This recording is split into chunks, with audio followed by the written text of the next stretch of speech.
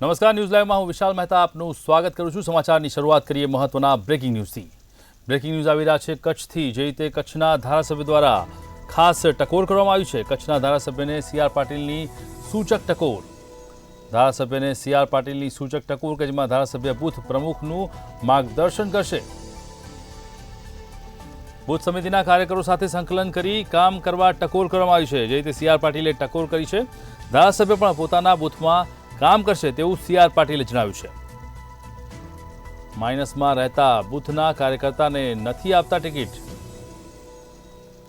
સી.આર. પાટીલની ટકોર કે જેની અંદર બૂથ માઇનસ થયું તો વિધાનસભાની ચૂંટણીમાં કપાશે ટિકિટ તેવી પણ ખાસ વાત કરી છે।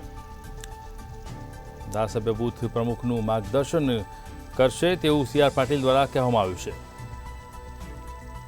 બૂથ સમિતિના કાર્યકરો સાથે સંકલન કરી કામ કરવા માટે સી.આર. પાટીલની ટકોર કે જેમાં તેમણે ધારાસભ્યોને પણ કામ કરવા માટે ટકોર કરી છે। ધારાસભ્યો પણ બૂથમાં કામ કરશે અને સાથે જ માઇનસમાં રહેતા બૂથમાં કાર્યકર્તાને નથી આપતા ટિકિટ। તો કચ્છના ધારાસભ્યને સી.આર. પાટીલની સૂચક ટકોર કરવામાં આવી છે। જે રીતે સમગ્ર મામલો સામે આવ્યો છે તેને લઈને આ સમગ્ર હકીકત સામે આવી છે।